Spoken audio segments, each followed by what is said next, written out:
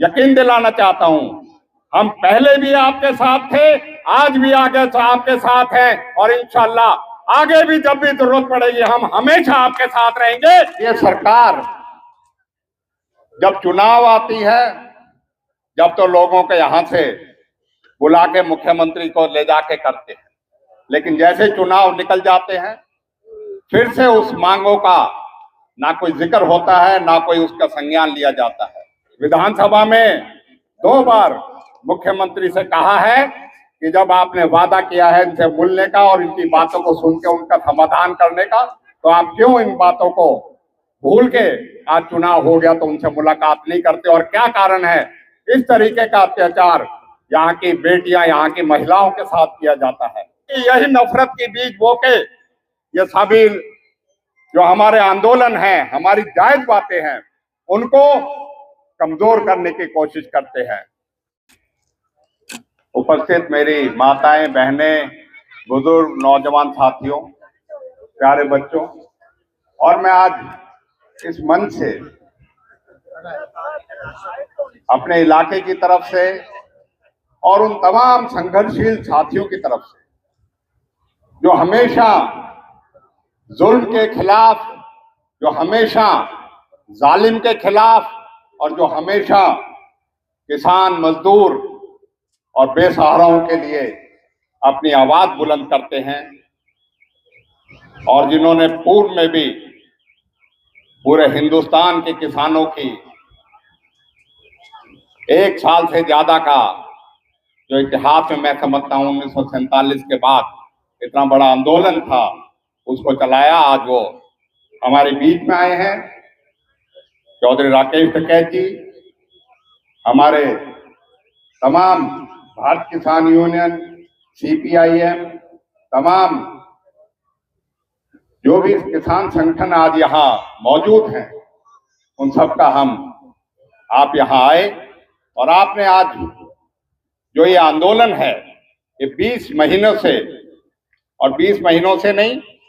ये उससे भी पहले से ये किसान जो है अपनी बातों को रखने का काम कर रहे हैं। आज हमें जरूरत है इस बात की, ये सरकार जब चुनाव आती है, जब तो लोगों के यहां से बुला के मुख्यमंत्री को ले जाके करते हैं, लेकिन जैसे चुनाव निकल जाते हैं फिर से उस मांगों का ना कोई जिक्र होता है, ना कोई उसका संज्ञान लिया जाता है। और आंदोलन तो यहाँ बहुत पहले भी हुए हैं, लेकिन इस आंदोलन में जिस तरीके के ज्यादती, जिस तरीके से हमारे साथियों ने बताया कि हमारे समाज में महिलाओं की भागीदारी ऐसी नहीं होती सक्रिय तौर पे, लेकिन इस आंदोलन में महिलाओं को, क्योंकि अपना उनका दुख दर्द है, उसका मुस्तकबिल की बात है, उन्होंने हिस्सा लिया। लेकिन जिस तरीके से सरकार ने उनके साथ ज्यादती करी है, मैं समझता हूं पहली बार मेवात की धरती पे इस तरह का किसी सरकार ने जो कदम उठा के और इस तरीके का काम किया है, वो सिर्फ निंदनीय नहीं, शर्मनाक भी है। लोगों की बात सुनने के बजाय, उनका हल करने के बजाय जोर जबरदस्ती से और उसको दबाने का काम किया। मैं आज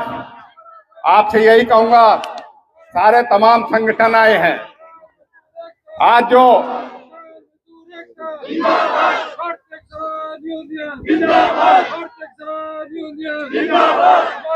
आज हमें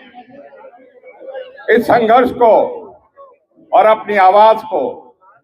और जो हमारे किसानों की मांग है, मैं आज इस मंच से कहता हूं वो मांग जायज है। और मैं अपने किसान संगठन के सभी नेताओं को एक बात बताना चाहता हूं कि ये आवाज यही नहीं, हम यहाँ से विधानसभा में 2 बार मुख्यमंत्री से कहा है कि जब आपने वादा किया है इनसे मिलने का और इनकी बातों को सुन के उनका समाधान करने का, तो आप क्यों इन बातों को भूल के आज चुनाव हो गया तो उनसे मुलाकात नहीं करते, और क्या कारण है इस तरीके का अत्याचार यहाँ की बेटियां, यहाँ की महिलाओं के साथ किया जाता है। आज मैं आपसे एक ही बात कहूंगा टिकैत साहब, मुख्यमंत्री से बात करके और जो हमारे किसानों की जायज मांगे हैं और जिनमें जो अधिकार इनको कानून में मिलना चाहिए अपने एग्रीमेंट को कैंसिल करने का लिए, उसके लिए मुख्यमंत्री के साथ आप लोग बैठक कीजिए और जब तक उसको निरस्त ना कर सके सरकार और इनके लिए जो है फैसला ना सुनाए, जब तक इस संघर्ष में आप इसका अगुवाई तो करेंगे, लेकिन यहाँ की जनता भी है, इतना लंबा संघर्ष भी इतिहास में इस इलाके ने कभी नहीं देखा जितना आज चल रहा है। और मैं इन साथियों को भी एक यकीन दिलाना चाहता हूं, हम पहले भी आपके साथ थे, आज भी आगे आपके साथ हैं और इंशाल्लाह आगे भी जब भी जरूरत पड़ेगी हम हमेशा आपके साथ रहेंगे, चाहे उसके लिए कितनी बड़ी कुर्बानी देनी पड़े, चाहे उसके लिए कितनी बड़ी लड़ाई लड़नी पड़े। आज जरूरत है एकता के साथ चल के हमें इस लड़ाई को हासिल करने के लिए टिकैत साहब और सभी समाज के संगठन के लोग आए हुए हैं। 2 साल पहले यह इलाका साजिश हुआ था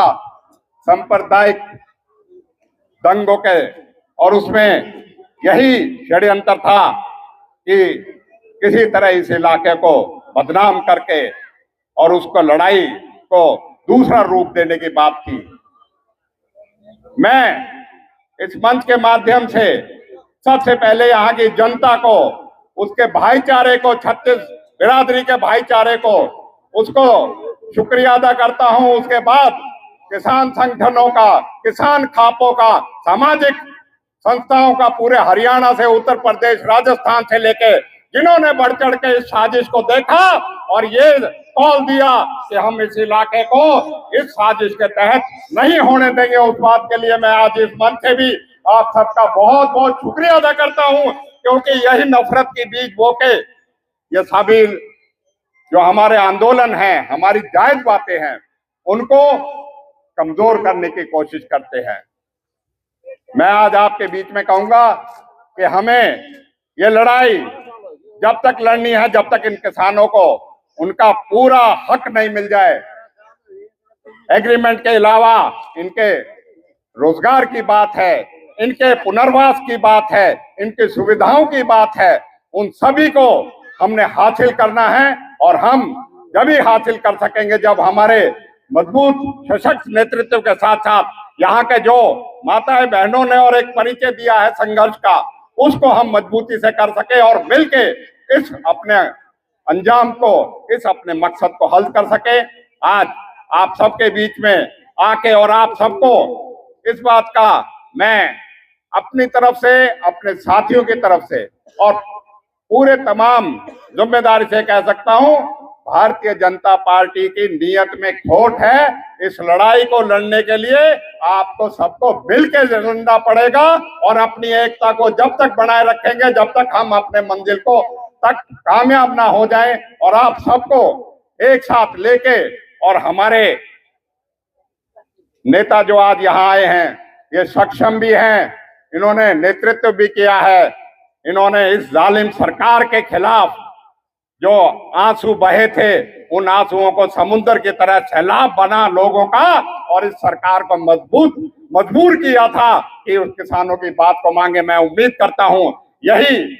नेतृत्व हम मिलके साथ इस लड़ाई को लड़ेंगे और जब तक अंजाम तक नहीं पहुंचेंगे इस चीज के लिए अपना संघर्ष जारी रखेंगे। बहुत बहुत शुक्रिया। जय हिंद।